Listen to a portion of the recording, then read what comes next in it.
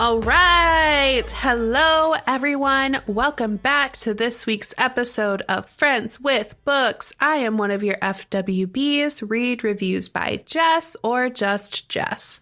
And I am your other FWB, also known as your favorite FWB, Booked with Emily or just M. Oh, she got me there. What are we talking about, Jess? Tell the people. Let's talk about sex, baby. Let's talk about you and me. Let's talk about bubbles in the tub. Let's talk about making love. I know the Pitch Perfect version, so you lost me a little bit there. Okay, yeah. Sex. We're talking about sex. We're talking about sex. We're also talking about my record deal. If you couldn't tell, I am a up and coming singer. Yeah. Don't miss out.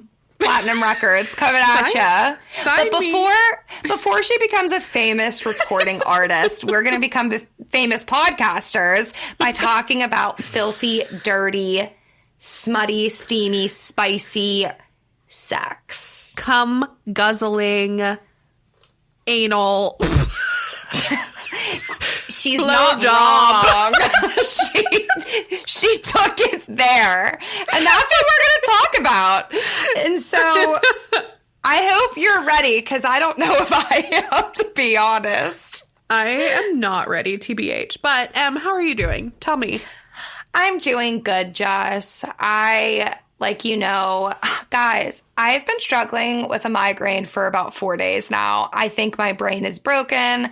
I've self-diagnosed myself with everything possible.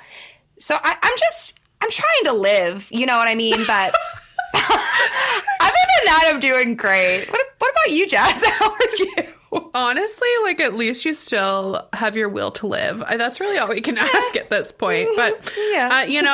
I'm doing better than you, so I feel kind of shit if I complain. But I've been sick, too. I can get sick, too. I was just sick. You were just sick. You had chlamydia. So.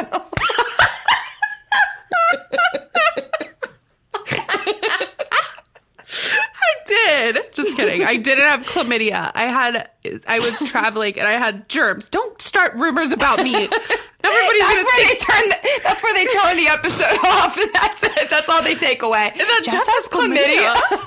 Oh my God. If you have chlamydia, it's fine. It's treatable. Bookmark this week. What's a treatable STD? Okay. Yes. Moving on. Sex Anyways, educators.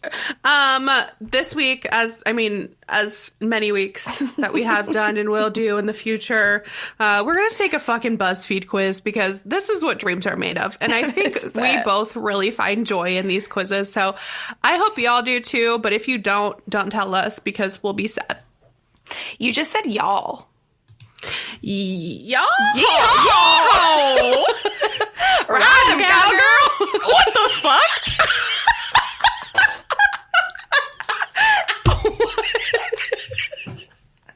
Why did we just say that? Oh, okay. Emily and I get bestie brain a lot. Never in my life, I don't think I've ever said random cowgirl, but of course we would say that at the same time. So that happens so much to us. The fates have aligned, and we should random cowgirl. Off into the sunset. What quiz are we taking this week? We are taking Describe Your Dream Boyfriend, and I will recommend a steamy romance book to read. So, is it getting hot in here, or is that just me? It's just you, baby. Just you. Me. Yeah. All right, kick us off. All right. What would your dream boyfriend do for a living? He works with his hands, something in construction. He's a politician. He's a good guy, though. He's a rich CEO, or he's a store owner.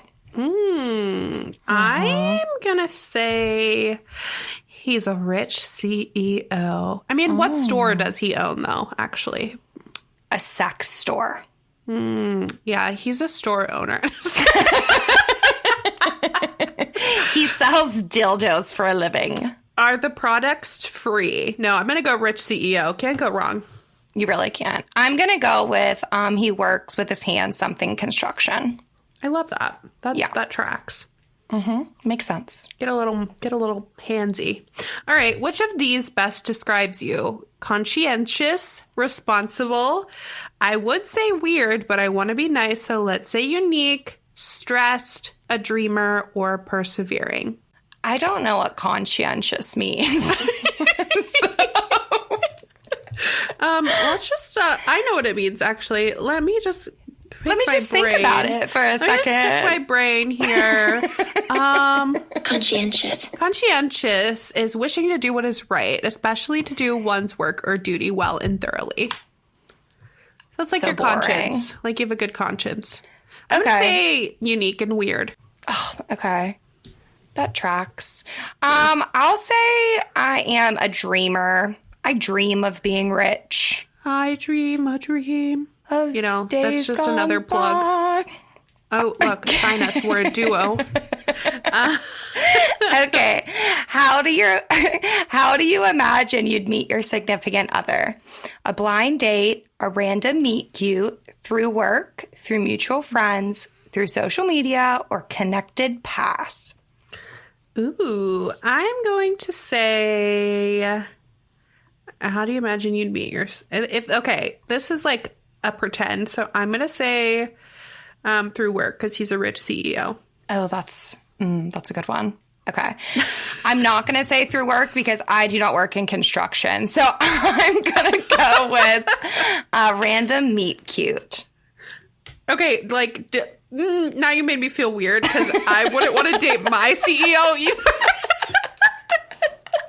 No, you can be like, it's a pretend CEO, like a really hot, sexy CEO. So he's scamming me. Yes. Let's do it. All right.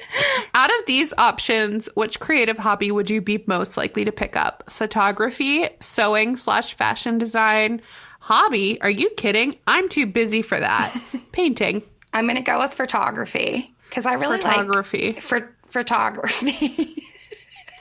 FROTOGRAPHY. Photography. Exactly. I really like taking pictures, though, in my, like, real life. So I'm just going to go with that. Photography. Okay. You are a good photographer. Thank you. I'm going to say painting. What kind of things would you paint? Would you paint Nudes. me? Like one of your One of French, my French girls. We're out of here. We're done. See you later.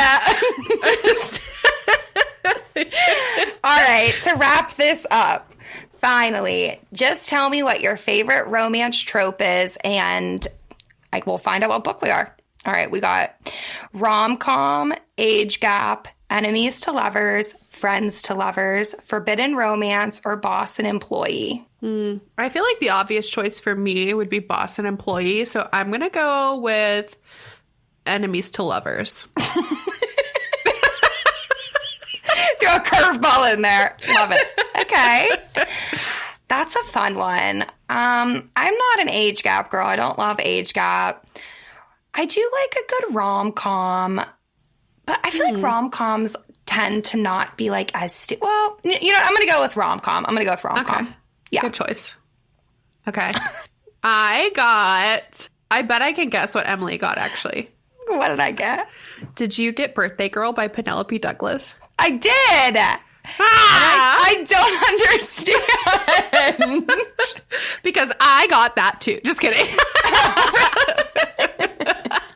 What did you get? I got Hero by Samantha Young, which I actually have never heard of this book, but it says, you picked some good answers because this is one of my all-time favorite books. Oh, how should I convince you to read this book? First of all, it's a boss and employee romance as well as an enemies to lovers romance. That tracks. Second, the hero hates the heroine while the heroine just wants to make it up to the hero. I'm hearing oral sex there. That's all I'm Finally, I hearing. made my mom read this book. Okay, maybe I'm not hearing oral sex. I wouldn't make my mom read that. I don't know. I like Samantha Young, actually, though. I've read a few books by her. I've never heard of that one, but I thought she was like her. a thriller author. Who am I thinking of? I don't know. She wrote actually a couple books that are on my steamy list are by Samantha Young. Really? So, yeah. I'm going to have to check her out. I got Birthday Girl by Penelope Douglas, which is weird because this is an age gap book, and I literally said I'm not an age gap girl, but based on your answers, I'm going to recommend this steamy forbidden romance. I mean, come on, who doesn't love my boyfriend is a jerk and his father is pretty freaking hot, so I'm going to date his father instead storyline. That's interesting. I've actually been really wanting to read Birthday Girl. However, one thing that we'll get into is that and I'll talk about this later, but I really don't like a daddy kink. And if you have a daddy kink, that's fine. I just can't read a book where she calls him daddy. It's not for me. Yeah.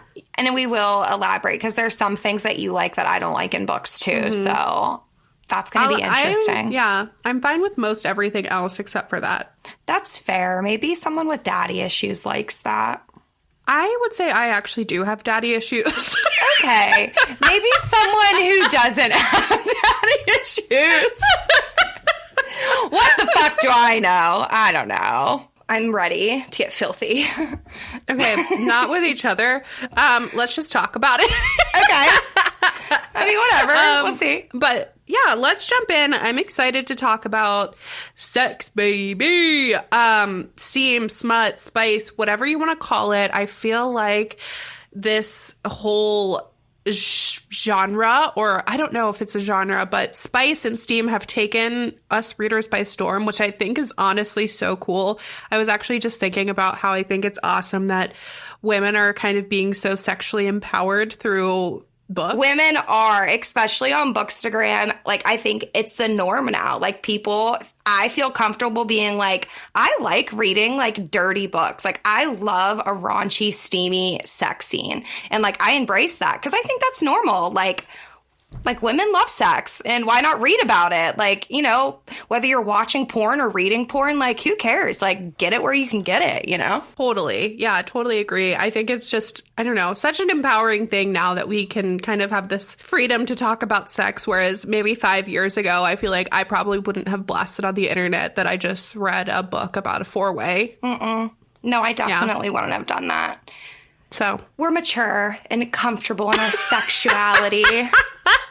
I think that's what true. It is. So let's kind of start with how do you rate spice or steam or smut? And also, do you think there's a difference between those three things? I definitely do think there's a difference. So I guess just like using terms and how you describe a book, especially on Bookstagram, where someone might be like, that was really spicy, or that was really steamy, or like that was pure smut. Like, I do in my brain think they're different. Like, I think spicy is kind of on like the safer end of like a sexy book, where smutty, I feel like, is on like red zone. Like, you're reading some like filthy, dirty scenes, or very explicit, like very unconventional. So I do think there's a difference.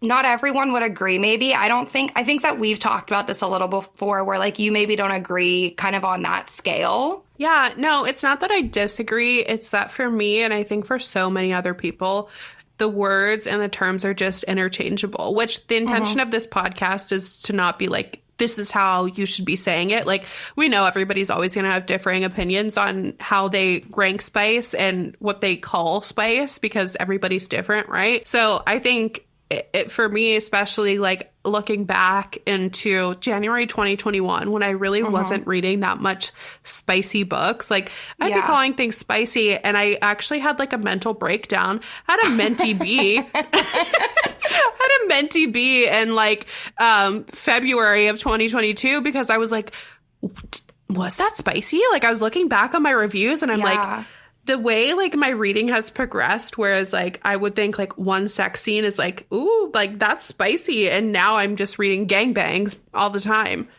And I think I think that's great. I think you're growing as a person. But no, I think to your point though, like the way I think about it and the way I rank it is not to say that's the correct way to do it. It's just in my mind, that's kind of how I categorize it. But like you said, like last year, I would have thought the same exact thing. Like what's smutty to me today, like a year ago, would have literally, like I would have gone to church and freaking prayed over it because like I felt so dirty. So I think like they're very interchangeable words for sure. And I think that it is interesting, like how much we've like our reading has changed. And I think too, though, like authors, like really well-known authors are writing like dirtier scenes, I think. Like the newer books coming out by like Megan Quinn and Tessa Bailey and, you know, like they're really kind of like shooting really high. I love that. And I like that it's like, no, it's more mainstream now, like mainstream publishers. Like it's not just indie where you're getting all of that sex and stuff. Like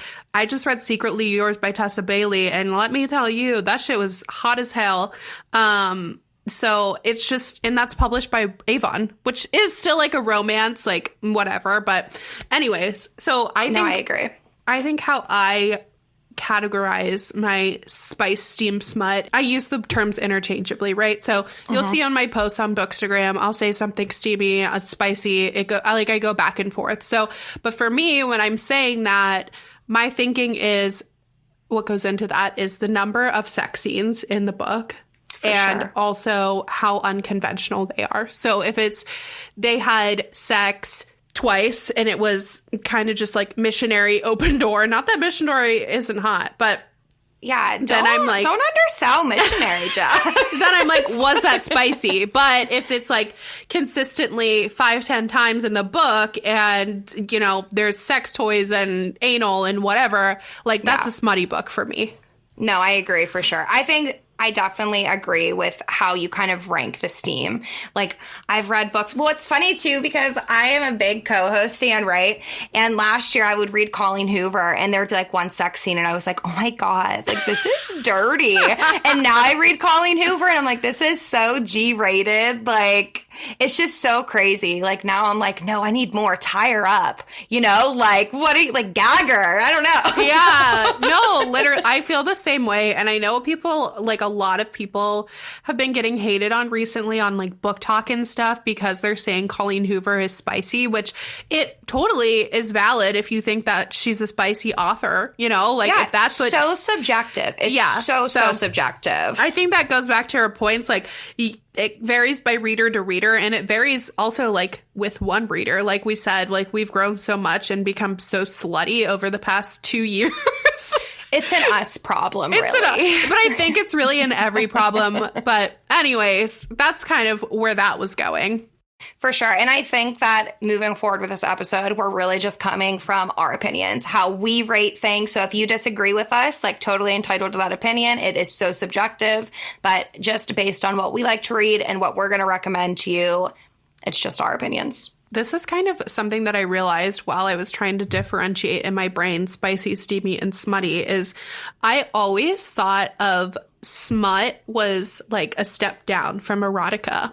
But reading on Google's telling me that a smut is like a step above erotica. So it's dirtier than erotica, which that's I feel kind of surprising. Like I think too, I feel like when our parents were reading smut, like that was a whole different thing than when we're reading smut now. Whereas I think kind of everything that involves like these steamy, spicy scenes is considered like smutty. Like I don't think the terminology is the same. I think Google's outdated and it needs to catch up.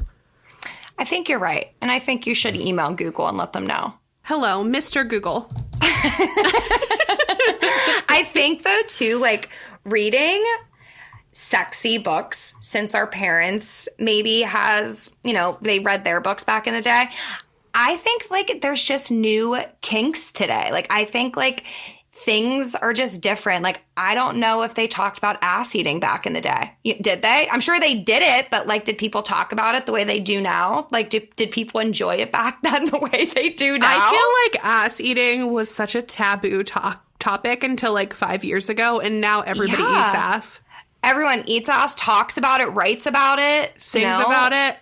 Yeah. It's just normal now. It's the new missionary, basically. It really is. Yeah. So a lot of things change. Look at us. We're all changing. We're all growing. But let's just get into it. So like Emily said, going into these recs and these authors and stuff that we're going to talk about next is keep in mind that's kind of like our steamy scale. So we're both basing these off like when we're like, these are dirty, filthy, like these are based off the number of sex scenes, combined with how unconventional they are, or looking at those two things separately, right? So it could be one sex scene that's super unconventional, or it could be tons of sex scenes that are just all missionary or conventional, whatever you want to call it.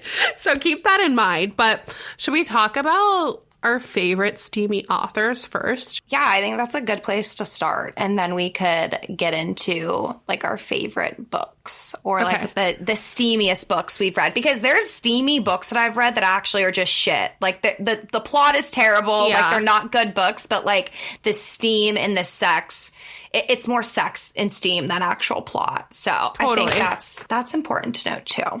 I think that's fair. And I think we're also going to give you our recs. And then maybe a week or two ago, we asked in our Instagram stories for you guys to give us some recs of the dirty, filthiest books that you've ever read. And you all pulled through, truly. You really did. And it's interesting because they were such a different, like some were to us not that steamy, and other ones were like, oh my God, like I don't think I could read that because it's disturbing. So like there's a broad variety of recommendations. For some authors, I think right off the top of my head, anything Tessa Bailey is going to be steamy. Like when I hear Tessa Bailey, I know that I am going to get finger in the asshole sex. Like, and the thing, that's good. The thing about Tessa Bailey too it's is good like stuff. you can always expect a good plot with her. Well, maybe not always. My goal is to work through her entire backlog, but I feel like I've read a decent amount of her books, but I feel like she always comes with good plot, and she always comes with great writing, and the sex is always just so good. So for sure, I agree. Yeah, no, she's not just one of those kind of like fluff writers that just throws in sex. Like her storylines are top notch. They're funny, they're quirky, and yeah, the sex is top notch for me. It's a yes for me. So I put on here Sarah Kate, which I don't know if you've read anything by her. I have not. I've never read anything by Sarah Kate. She gets steamy, honey. She writes the Salacious Players Club series, which is like a sex club book. But I mean, they're spicy, and they're all kind of based on like a different kink. So I've read books 1 and 2, and book 1 was like a praise kink, and book 2 is like voyeurism. Okay, yeah. I actually don't know if I would like those. Like, I'm not sure if that's like up my alley, like the voyeurism and like the praise kink. I don't know. I just don't know if I would love it. I love a good praise kink. I think voyeurism, I mean, it's not my favorite, but I don't mind it. I don't want to give too much away about that book. But if you've what read, is voyeurism? Because I don't think I knew that until we talked about that. So like maybe like explain what that is. Yeah, so voyeurism is basically you get off by watching other people have sex. So there's voyeurism, and then there's also exhibitionism, which is you like to have sex in front of other people and you like them to watch you. And I've learned all of this from these sex club books. Like, don't think I have. You're like, a dirty girl, Jess. Yeah. I'm very well educated in things that go on in sex clubs, even though I've never been to one. And I do wonder if they exist. They have to. Oh, I guarantee they exist. Somebody send us some links. If you remember, we won't tell anyone. Just let us know when and where. We just want to see what it's about. Yeah. yeah.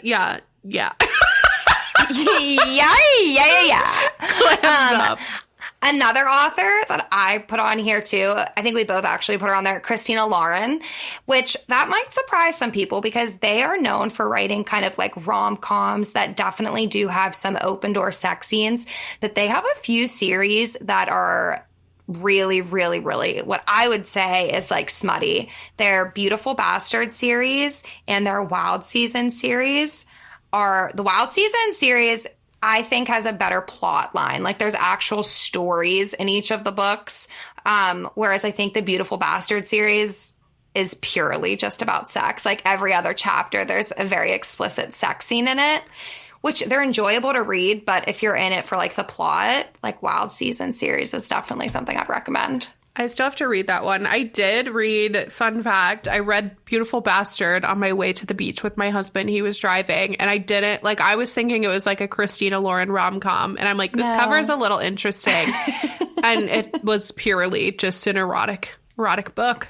So yeah. It really is. I agree. I think like within the first five pages of Beautiful Bastard, someone's getting bent over like a boardroom table. Yeah. Like so 100%.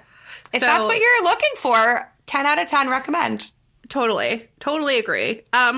We also have on here Sophie Lark, which I think Sophie is like really big in like the mafia romance. So if you like mafia, definitely check her out. But she gets it. I mean, she gets steamy. Definitely a lot of unconventional, a lot of sex scenes in her books.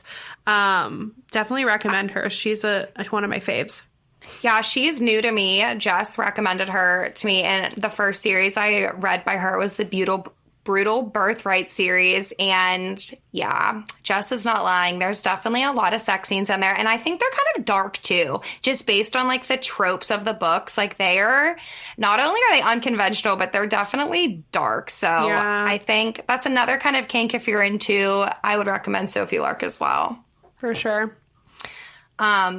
One of my favorite authors, newly favorite, Megan Quinn, is on the list. I think she is so funny. I won't lie, I've read some of her older books, and I don't love them as much. I don't love her backlist as much as her newer books, but Royally Not Ready, A Not So Meet Cute, they are so funny, and I think they have really good steamy scenes. I wouldn't say they're smutty, because I don't think there's like a ton of sex in them. I think it's more plot driven than like sex in it, but I think they're so good. Yeah, I think they're definitely a good balance. I love Megan Quinn as well, those books. I haven't read much of her older stuff, like the Vancouver Agitators and stuff like that, but I'd say they're pretty steamy. Like, I would say so. The one book I read, Not So Meet Cute, I told Emily, I was like, oh my God, that was steamy. And she was like, was it? And I was like, yeah, he literally fucking took her dildo into the shower and fucked her with a dildo while she sucked his dick. So, well, like we said, it's subjective. We actually buddy read that, and Jess was like, this is so steamy. And I was like, oh, really? Like, you must be ahead of me. Meanwhile, we read the same exact thing, and I was like, oh, I just thought that was like a normal Thursday night. Wait, you guys. What? I'm scared. So a couple weeks ago, Emily and I set out to record this episode, right? This episode you're listening to now. We had the bright idea we're going to get trashed, right? So was not a bright idea. We're not together, right? We're getting trashed separately. We sit down to record the episode, and the idea was going into it, like, we're going to read these sex scenes out loud, and whoever laughs first is out. Like, that's the game. And so we sit down and we're just reading porn to each other, pretty much. Like, we're just reading pages of porn. Nobody's laughing. No one's laughing. No one's losing the game. Like, we're literally just like, okay, it's your turn. What was your pick? I literally am in the middle of my sex scene. I look up at Emily and I say, why are we doing this? And I'm like, yeah, actually, I don't know why we're doing this. Should we stop? Like, she goes, I was wondering the same thing. But I just thought that in was our hysterical. heads, it sounded like a really good idea. Like, we were gonna like try and make each other laugh, but there was nothing funny about what we were reading. It was like, I just don't know what we were doing. I don't know. Yeah, I don't know what the game was, but it was not tracking. Anyways, fun little tidbit. Other steamy authors that are pretty reliable: Elle Kennedy and Anna Huang. Yeah. I hope I'm saying that last name right. Yeah. The Twisted series is one of the newer series on Bookstagram and even Book Talk that everyone has read and everyone's talking about.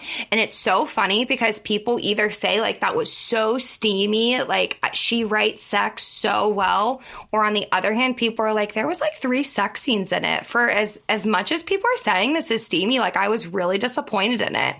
And I was one of those people where I read it and I was like, this is so steamy. Like if you like smutty books, like definitely read this. Like I love loved it. And then when someone would say like, Emily, like it really wasn't that steamy, I'm like, shit, I think you're right. Like, I don't think it was. I don't know why it felt that way though. I think because there was so much tension in all of the books that led up to the sex, maybe? Like, I have no idea. I think that's a good point. I mean, it goes back to number one, subjectivity, right? But I think also her books are such slow burn, right? So it's like, it's slow burn, and then all of a sudden they're having sex 3 times, 4 times, right? In such a short amount of time. So maybe that's it. Like, it feels steamier when you're reading it because they are like, come right after each other. No pun intended. Yeah. But but I think they sure do, Jess. They sure do. Like, they're not super conventional either. Like, I know in Twisted Love, I think it is, he like rails her from behind while he's on a business call. Yes, that's what I was going to talk about too. Like, that's not conventional. Well, at least not to me anyway. Me either. I mean, we're in the Zoom days. But right? I don't know. See, to me, like, I do think that was definitely like super steamy. But like some people, this goes back to what you're saying, though, the number of sex scenes. I think when someone maybe goes into reading like a smutty book or what they think is going to be smutty, they expect a lot of sex. So when there's only like maybe 2 or 3 explicit sex scenes, it's kind of like a letdown. But it's just not what they were expecting. Yeah. And I think both of us I think you may have said this, but we both prefer plot and steam as opposed to just reading straight steam. Not that we won't, but I think that's our preference. No, for sure. I like a good balance. Before we get into the Rex, we actually just got a super exciting message from our friend Janie, or at the Bookish Goods over on Instagram. And she was nice enough to offer all of our listeners, get this, 15% off their purchase until this Sunday, 11/20. Yes, and if you haven't heard of Janie's shop, she has the cutest bookish merch I've ever seen. It ranges from crew necks to t-shirts to beanies, like perfect for snowing weather, which is what it's doing at my house right now. Socks, belt bags, so in right now too. And she also has, a new subscription box. Jess and I are both paying customers. We love her products. Jess just got the bookish belt bag, and I have a couple crew necks. So make sure you head over to our profile, and we'll have a link to her website in our bio so you can take advantage of the 15% off. Yeah, and the coupon code to get the 15% off, if you just want to go from here, is Friends with Books 15. So that's Friends with Books 15, baby. Well, Woo! not the baby part, just the first part. You're confusing people already. Sorry, friends. Okay, but let's get into these recs. I'm super excited to chat through these because not only are we going to talk about our recs, but we're also after that going to talk about what we like in smut, what we don't like in smut. And I'm curious to know what Emily thinks. I feel like I have a good understanding of like where her limit is. Yeah. Whereas I feel like I don't have a limit. So no, you don't. You're definitely a little nastier than I am. Okay. To each their own, though. I love that about you. But let's quickly just go through these recs. Well, not quickly, but let's go through these recs. If you are new here and this is your first episode and you're like, oh my God, I got to write these down. You don't, because we're going to put up a guide on our Instagram.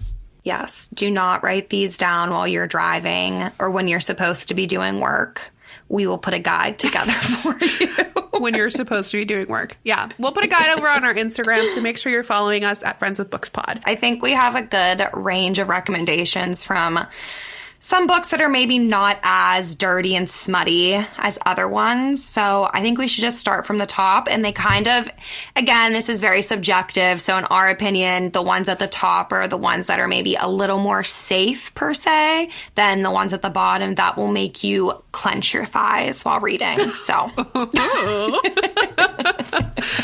Or they will make you, be like, what the hell is wrong with Jess and Emily? Why are they reading these books? Yes. So make sure, as always, if you have trigger warnings, make sure you're checking the content warnings and trigger warnings on these books before you're going into them.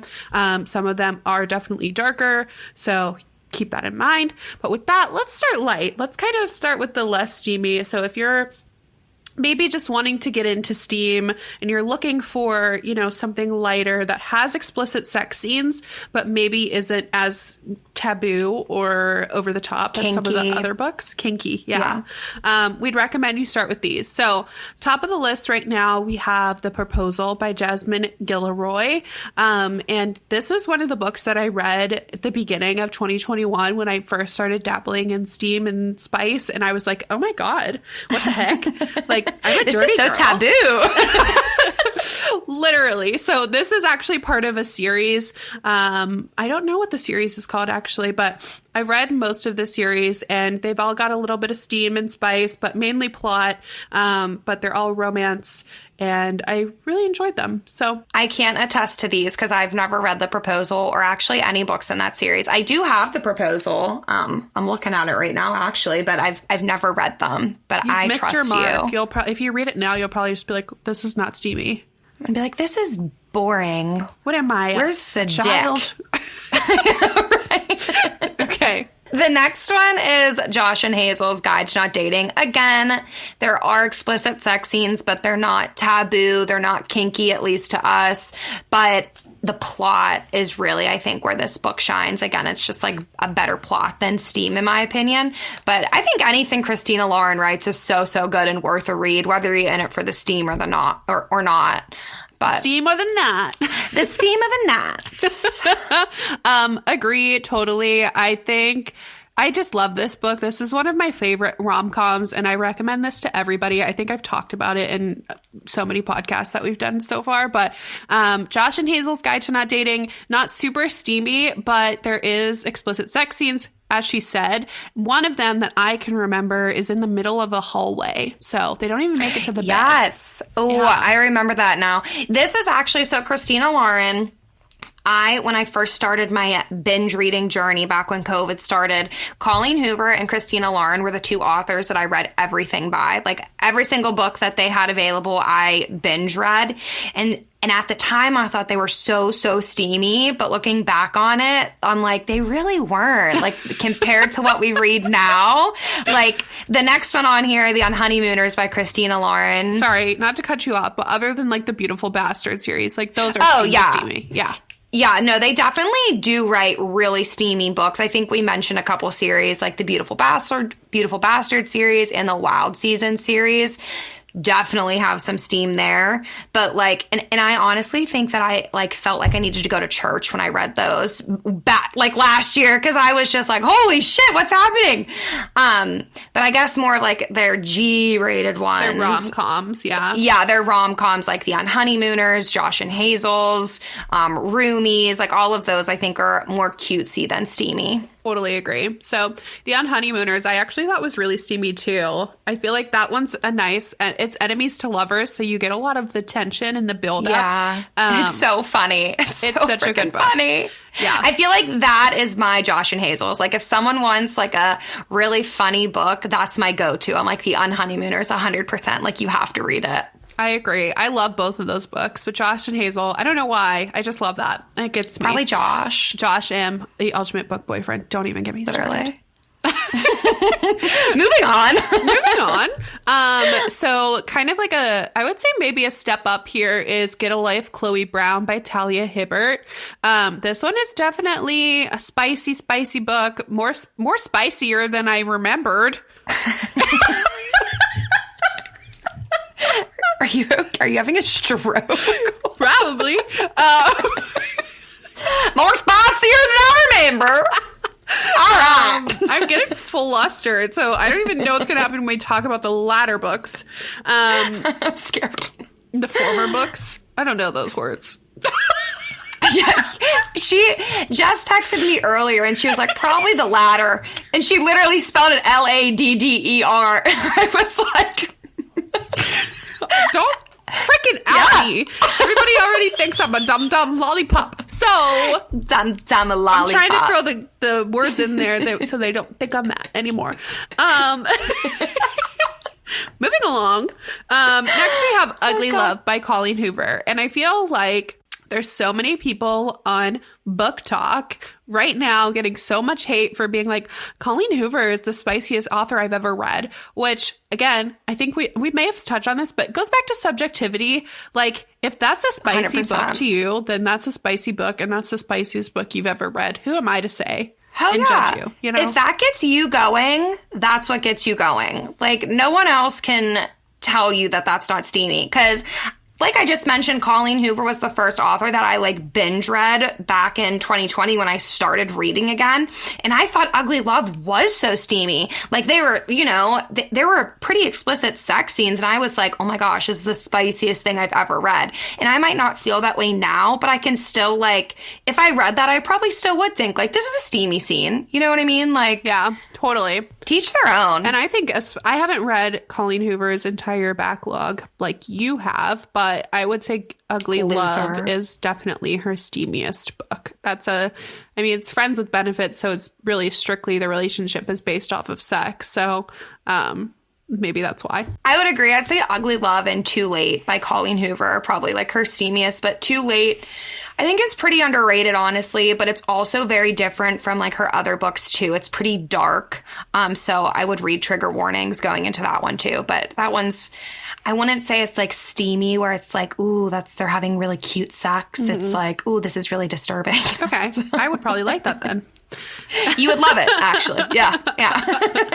Up next is Kiss Quotient by Helen Wong. This one, Jess and I buddy read, and it took us by such a surprise. Because if you've ever seen the cover of this book, it's literally just like the most cutesy cartoon characters with, I think, like algebra formulas on the front of it. You know, like I was not expecting this to be steamy, but shit, were we wrong. Yeah, that's probably the first time I ever experienced algebra outside of high school. And it was accompanied with dick, so... Maybe if they would have taught it that way in high school, I would have gotten a better grade. Totally. But agree with Emily. I think both of us, this was just unexpected. It's definitely really steamy. I mean, the whole premise of the book is that she is in this, like, friends with benefits sort of thing with a prostitute, a male prostitute. And I mean, he's teaching her how to have sex and be intimate and all of that good stuff. So definitely and she's steamy. A natural. She's a natural. She's a freaking natural. For someone as inexperienced as she is, he teaches her something and she picks up on it like that. I'll tell you what. She's whipping out the Gluck Gluck 9000 immediately. Immediately. So, I mean... Wait, do you know something about this that bothers me, though? What? And it bothers you, too. Oh. So, in the book, there was one scene where he, like... No, I don't want to... No. I'm going to mention it. I'm going to do it. Where he says, like, I ran my fingers through her curls. And he wasn't talking about the curls on her head. He was definitely talking about her vagina curls. No, yeah, and it's like, that's fine, right? Like, you don't want to shave. You want a little bit of a landing strip down there. That's you want totally a full fine. Bush to each their own. Don't ever reference it as your curls. And yeah, like curls, really? I mean, talk about something that'll really just, kill the mood. Just like, let's not talk about it. Never again. Okay, moving on. But actually, it's funny that you mention it because since we've read that book, I've read at least 2 other books who have used the same terminology to reference pubes, and I did not know that was a thing.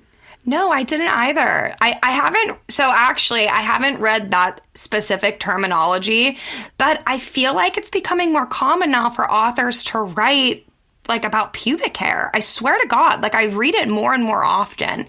And I'm just like, is this the new trend? You know, like, should I don't know. Should I razor?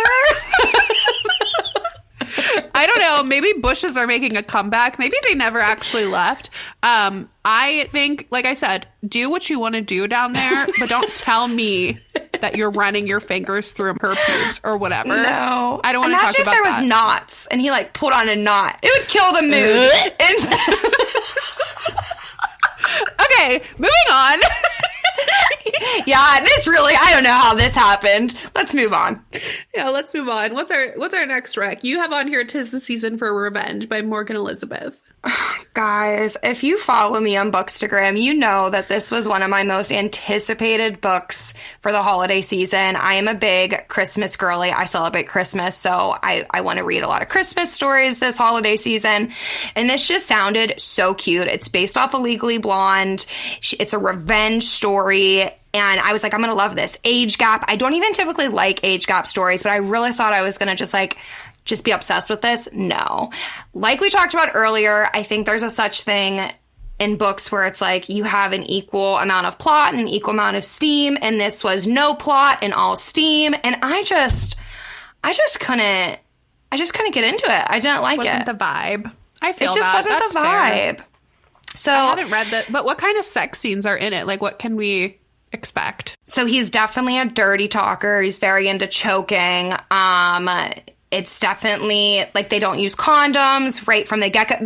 The first date, they have sex. So if you're looking for a book where it's like instantly going to be sex, this is the way to go. 1,010%. I mean, there is more sex in this book than any other type of dialogue.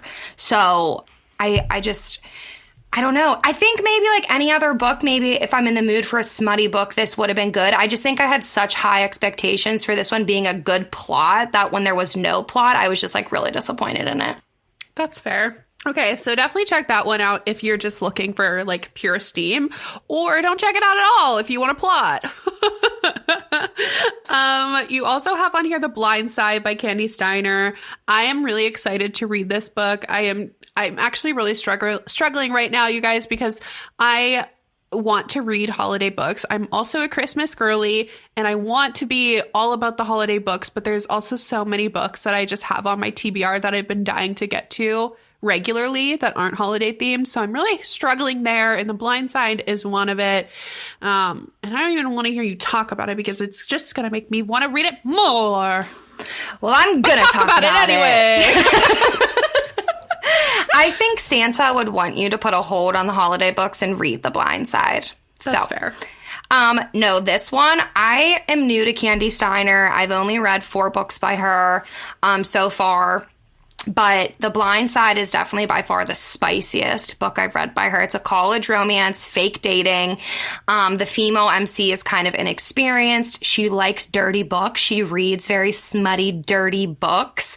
And he actually like reads her books so that he can do to her what she likes. Like, talk about a king, am I right? Like, I'm going to start handing Tim books, too, and be like, read this, you know? But it was so, so good. I think I'm a big college romance girly. Like, I love that trope so much. I don't know. The steam in this was really good. The plot was really good. They have sex on top of a building. Oh my God. So that was fun. Okay. I enjoy it. I'm definitely going to read it. Santa will be pleased that I will put a pause on the holiday books and pick up The Blind Side.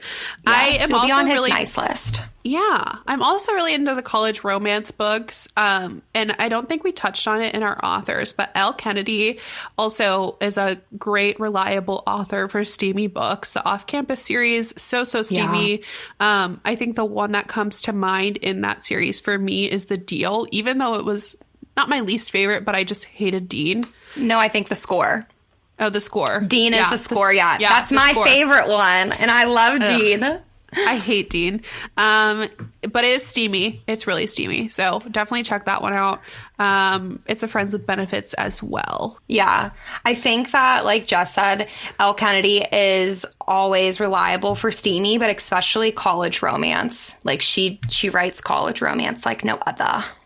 For sure. And I think we talked about this already, but Tessa Bailey, what really put her on the map, I think, for both of us was It Happened One Summer. I think for so many people, honestly, because that book went viral on Book Talk. And it's like another one with the cutesy cartoon cover where you get into it and you're just like, what the hell? Yeah. So I think Emily mentioned, there's some booty finger action. Yeah, he eats her out on their dinner table. So I would recommend this one for sure. Good plot. Good plot. Good plot. Yeah, love it. Well, also too, it's going to be a movie, which we're so excited about. And Jess and I met Tessa Bailey at a Polycon, and we asked her if that guy on TikTok, what's his name, who chops wood shirtless? I want to say his name's Bradley Thor, but that might not be wrong. But he's the lumberjack shirtless guy. That might not be wrong. It's right. It's another way of saying that. People were saying that he is going to play Brendan because he wears a beanie. I think that's like literally all they have in common. I don't think he's actually being casted. Tessa was like, I don't know how this rumor got started. Like, I have no idea. But anyways, it's going to be a movie. That's a pet peeve of mine, actually, is that when people pick like models or TikTok stars or whatever, and they cast them for books that are being adapted to film or TV, because I'm like, if this books are already incredibly hard to adapt and get right. They are. And if you're going to throw a person who can't even act in there, why are we setting us up for failure? What are we doing? What are we doing here? Jess, he might be undiscovered talent. Yeah, but not for me. Not for this movie. I have high hopes. Fuck him. He's no Brendan of mine. We don't want him. Keep chopping your wood. Keep chopping your wood, Bradley Thorne. We get a fucking, let's pretend we're famous. BuzzFeed article comes out. Book Friends with Books that has beef with Bradley Thorne. who is supposed to star in Tessa Bailey's It Happened One Summer. TMZ's outside my door. Re-reviews by Jess. Can we get a comment? I slam my curtains closed. I don't even have any curtains. End scene. Okay. Moral of the story is cast us, and It Happened One Summer, Tessa Bailey. Yeah, I am undiscovered talent.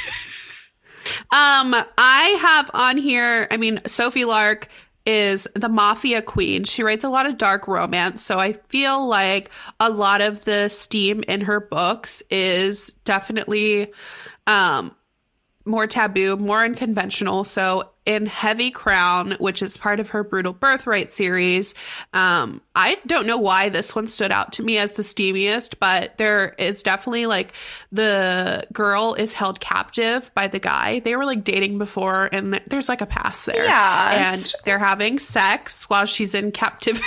This makes total sense if you read the book. And they're doing anal, and she calls him daddy. So yeah, if you like that, check it out. This is the only series I read by Sophie Lark, Brutal Birthright, and they are, like Jess said, they're darker, they're mafia romances, so even if they're maybe not, like, super smutty, they're not conventional sex scenes. But Heavy Crown is actually, I think, the steamiest one in that series, too, for this exact reason, just because the way that they have sex, like, she's not even just being, like, tied up as a kink, like, she's literally being held captive, so I think that changes things a little bit. She did want it, though. She did want it, and she did like it. Yes. No, let's just clarify for sure. Let's clarify. She didn't want to be held captive, but she did want the anal sex. Well, I also think she understood why she was being held captive, because she did fuck up. She did fuck up. So maybe she understood, but still didn't want to be chained to a wall. No. Okay. We talked about Megan Quinn already, but we have also on our Recs, which we've talked about so much on our Bookstagrams and our previous podcasts, A Not So Meet Cute and Royally Not Ready. We referenced the dildo scene in A Not So Meet Cute, but the steamy in Royally Not Ready is really good, really nice. It is like a dom submissive type of steam situation. Yeah, and it's also a forbidden romance, and I like forbidden romances because I think that it just adds to the tension. So when they finally do it, you're like, oh my God, are they going to get caught? Like, they have to be real secretive about it. But yeah, he's a dom. And I actually just read this before me, and she did tell me, she was like, I don't know if you're going to like this one because it's just like a little kinky. freaky. But I actually really liked it. I loved him. I thought they were great sex scenes, well written. And with Megan Quinn, you're always going to get a solid story, at least in like her newer books, in my opinion. I think I mentioned I don't love her backlist, but her newer books that I've read, it's such a great story. So I think the sex just really is like the cherry on top. Agree. I think Royally Not Ready, I love a Not So Meet Cute, but I think Royally Not Ready was probably her best done story. Like the plot, the characters, and the steam, like it was just really good. Yeah. And there's going to be a sequel to that. In July or June of 2023. She also just came out with a spin-off of a Not So Meet Cute and So Not Meant to Be called Untying the Knot. It literally came out on the 15th. So when you're hearing this, like 3 days before. But and it's on KU. Exciting. A lot of her books are on KU. So if you... I think most of them. Yeah, I think everyone that I've read, and then I buy the physical copies because it's just a really toxic trait of mine. But most of them are on KU. So get to it. Get on it. Okay, we have one more book that's just like steamy, and then we're going to give you two that are really like fucked up. So I have on here Paradise by J. Alo. This is another sex club book. So you've got the voyeurism, you've got the exhibitionism, but this is a sex island, and it's just like, imagine you're like at the most exclusive inclusive because of the food resort, and you just have like a menu full of sex items where you go and you have your sex butler and you're just like, I would like this off of the menu, and then he does it for you. But also your boyfriend is watching from cameras that he planted in the room. So, you know, just imagine might not be for everybody. Put your thinking caps on, guys. You don't have to imagine it because you can read about it in this book, because that's what happens. Yes. I have not read this book. This is we'll get into this, but I have not read this series. We actually traded off. I told you I would read Love Letter to Whiskey if you read this book, because it's just one of the books I've been talking about. If I did not read Haunting Adeline, this would probably be my steamiest book of the year. And maybe I'm wild for thinking that. Speaking of Haunting Adeline, this is the next book we're going to talk about. And this book has really blown up, especially on Book Talk, because this is the filthiest, dirtiest, most disturbing book I have ever read, or maybe has ever even been written. I have no idea. But I guess some children got their hands on this book, which is not funny, but they did. And everyone's like blaming the author for it. So I think a lot of people are just really like seeing this book because of Book Talk. But anyways, back to the plot. The dirtiest, filthiest, disturbing book I've ever read in my entire life. It's a cat and mouse type book. So this girl gets off on literally being stalked and chased, and like, I don't even know. I don't know. Yeah. So I love this book. I will say, I don't know what that says about me as a person, but I know I'm not alone. You're not. So many people have loved this book. It is, I mean, the sex is extremely kinky. I mean, there's gunplay. There's, like she said, like he ties her up, he restrains her.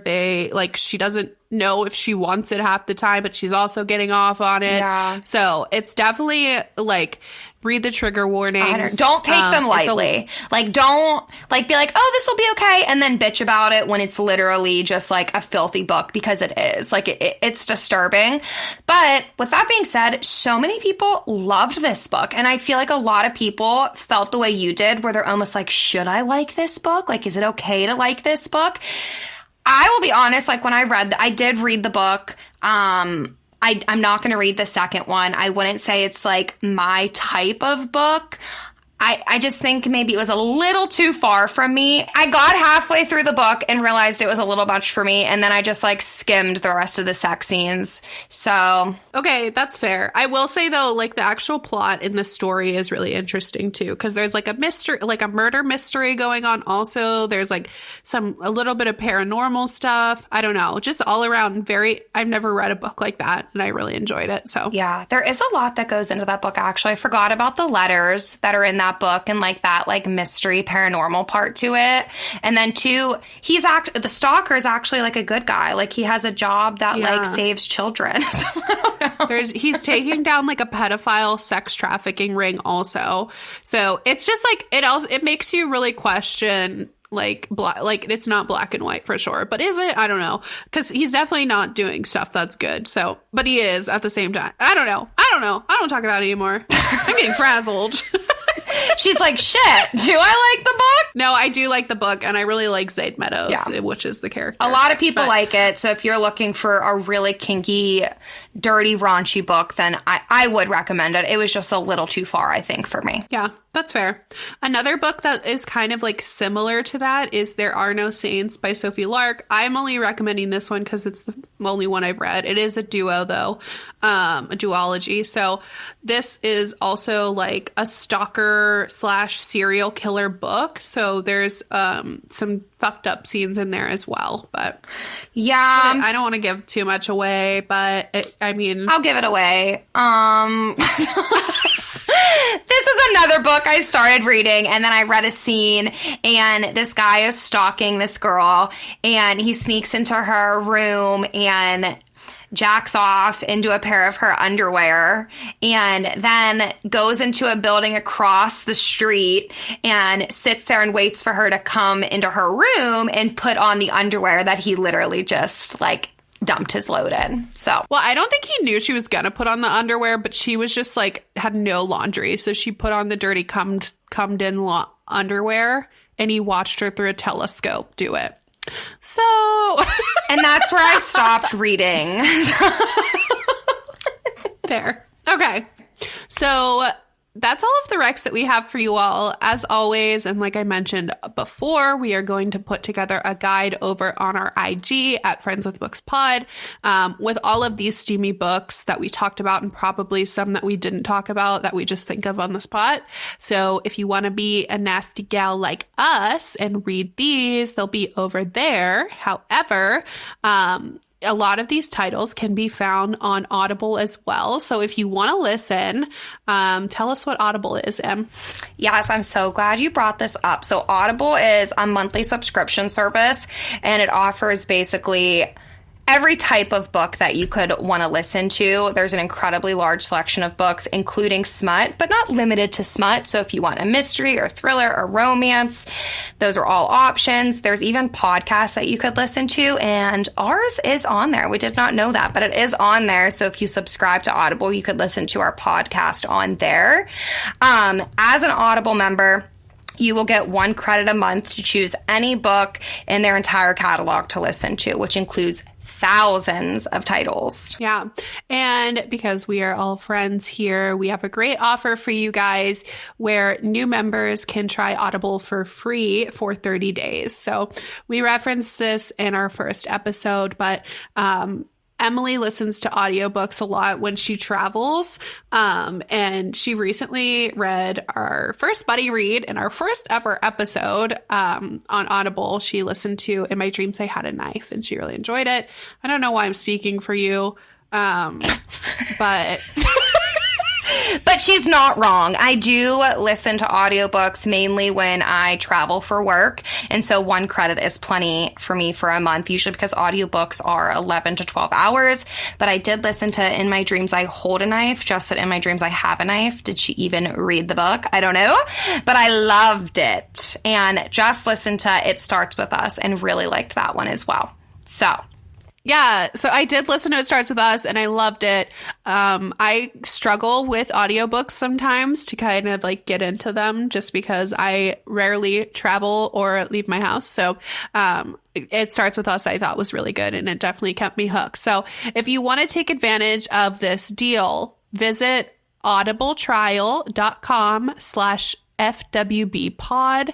That's audibletrial.com/FWB POD, and we'll also have it linked in our Instagram bio over at Friends with Books Pod. So try it out, get a free trial for 30 days, and let us know if you like it. Honestly, even if you hate it and you're not an audiobook girly, I still recommend at least getting free 30 days. Why not? You know what I mean? I love free stuff. So I just go try it out. Just do it. Yeah, try it out.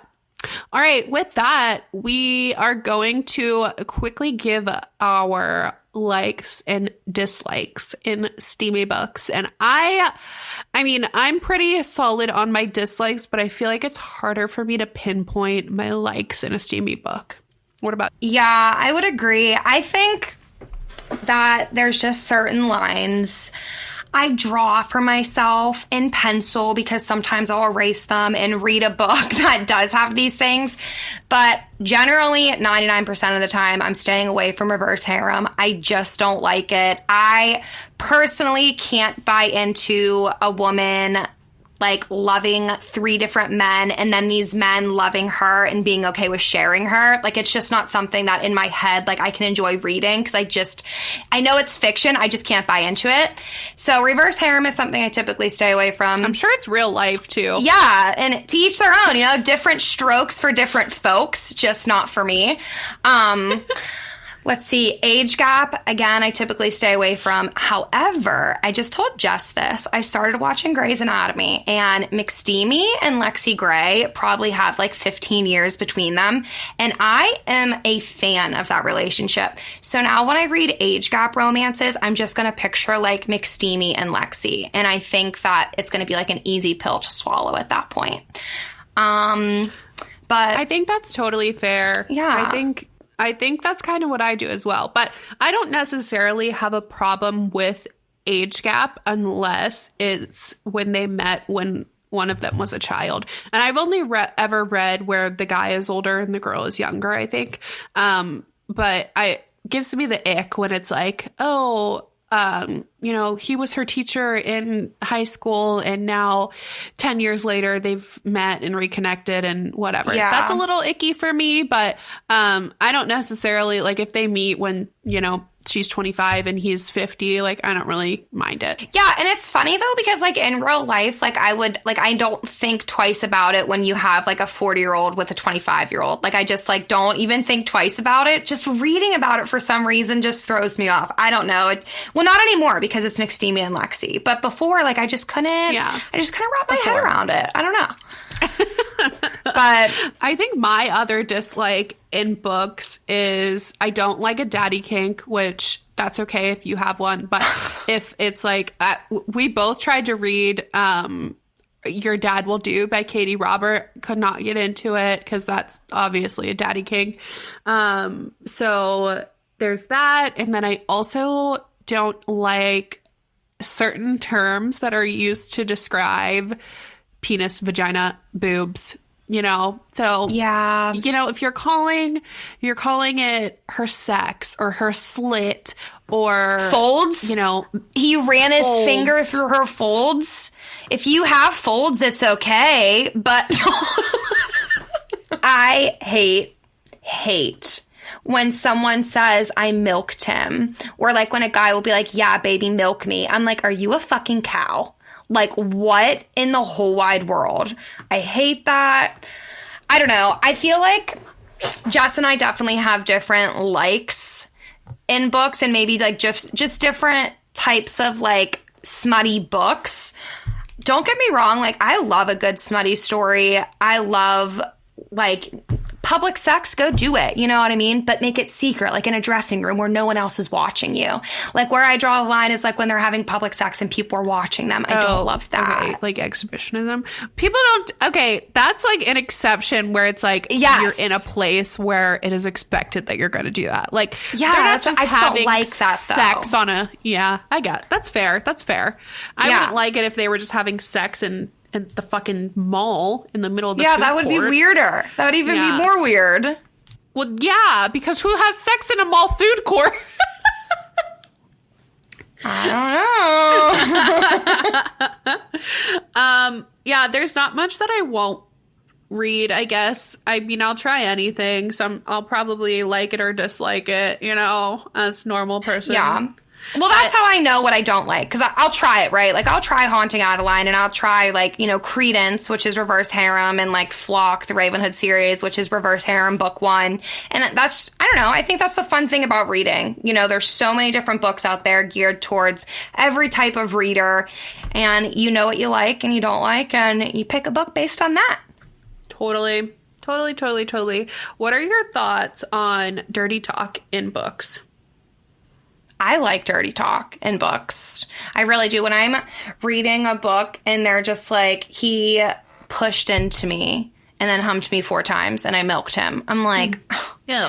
Can you give me some more detail? I want all the details. Like, I love reading about play by play, where they, you know what, actually, this is what annoys me. When I'm reading a sex scene and I can't see the position. Like, if you are an author and you are listening to this, I need you to explain where hands, feet, hips, mouths, everything is, so I can picture it. It is so hard for me when they don't explain where body parts are. Totally. Yeah, no, I was just reading A Merry Little Meet Cute, which, spoiler, is one of our December buddy reads, and there's a scene in the book where they're having sex and they, like, fall off the bed, and I'm just like, I could not picture that scene in my head, because I was like, if you're having sex vertically, like, so you're laying horizontally on the bed? Yeah, it just didn't make sense. So I'm with you there. Maybe draw pictures, like a little picture book. I don't know. That's a new thing. Yeah. I think they should do that. I'm good with dirty talk as long as it's not, like, too much. Like, I don't think I would like, you're my little whore dirty talk sort of thing. Sometimes I enjoy that. Sometimes I like, you know what I don't like? When they say good girl.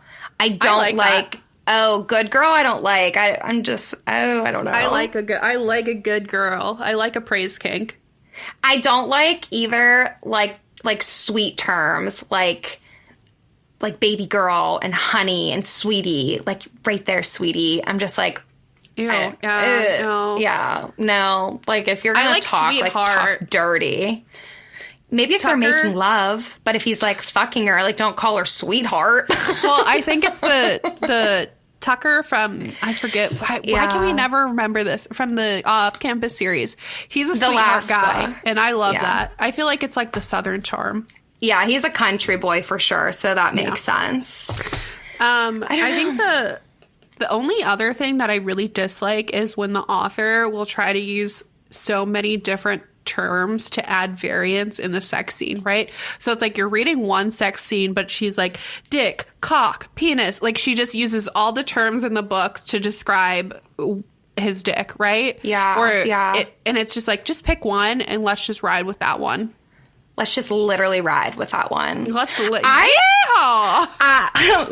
girls. I kind of feel the opposite. I get annoyed when they constantly are just like cock, cock, cock, cock. Like, just like there are so many other things you could call it. So right. I do like a little variety.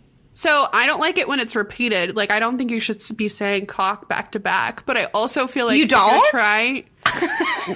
If you're trying to, like, add variance just to add variance, then it's, like, obvious. You know what I mean? It's like too forced. Like, you're trying to say something in 10 different ways when you could just say it in one way and then move on to the next thing.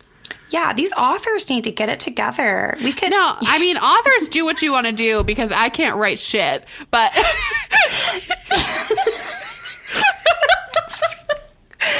obviously I'm kidding about authors. They are so talented. Writing a book is fucking hard.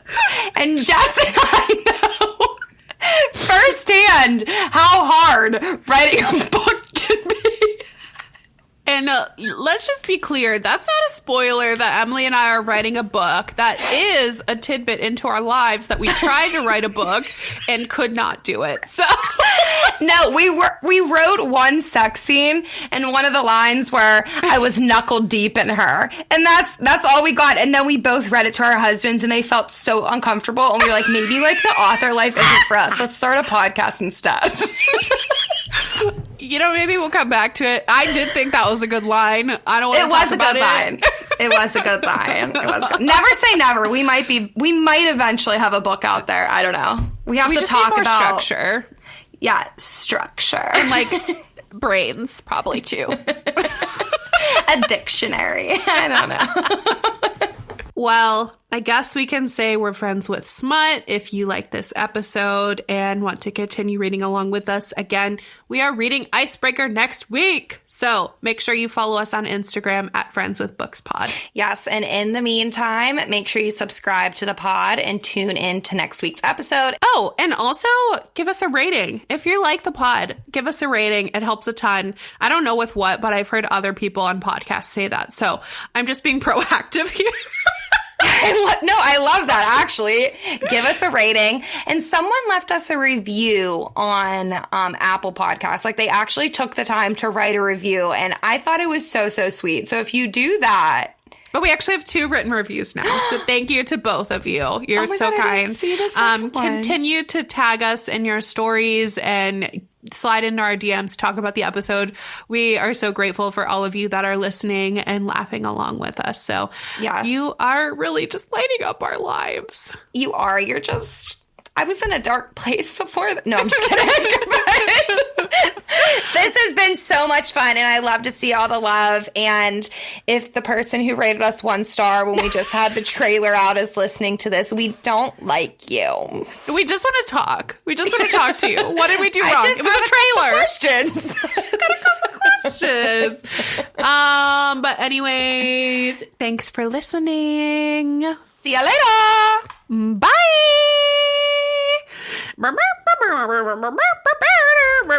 Record label coming at you soon.